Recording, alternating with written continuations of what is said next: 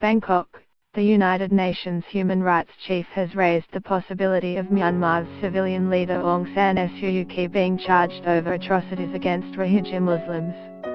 Said Rad al-Hussein said whether genocide has been committed would need to be decided by an international court, but judges could consider the crime of omission. That if it came to your knowledge that this was being committed, and you did nothing to stop it, then you could be culpable as well for that, Prince Said told the BBC, referring to the Nobel laureate who was swept into power in 2015.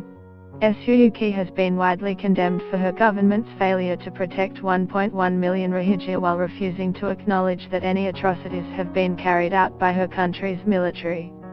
Said's comments came as a new 30-page Human Rights Watch report reveals that a massacre in a village called Tula Tolai in the country's Rakhine state on August 30 was pre-planned, and killings and rapes there were systematically carried out, leaving several hundred dead, far more than previously known.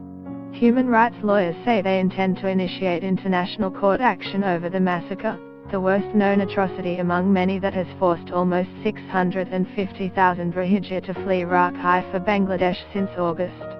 On Monday, Fairfax Media published the shocking testimony of a 40-year-old survivor of Tula Tolai whose 3-month-old baby was pulled from her arms and slashed to death, before she saw her 7 children, her husband and his 2 brothers executed.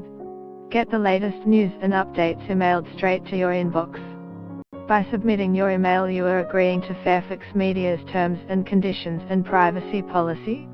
Brad Adams, Asia Director at Human Rights Watch, said interviews with 18 Tula Tolai survivors now in Bangladesh show soldiers carried out killings and rapes of hundreds of Rohingya with a cruel efficiency that could only come with advanced planning.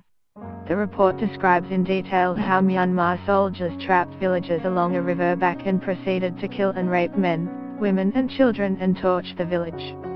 Said also told the BBC that Myanmar's military leaders, including Army Chief, Senior General Aung Minimum Leg, could face genocide charges because the gravity and scale of the events in Rakhine require a response by the international community. He said it will surprise me in the future if a court were to make such a finding on the basis of what we are seeing. Said's reference to Suu Kyi is a slap-down for many of her supporters who defend her inaction, claiming her power is limited by the military. Said said he spoke with Suu Kyi when his office published a report in February documenting appalling atrocities committed during an episode of violence in Rakhine in October 2016.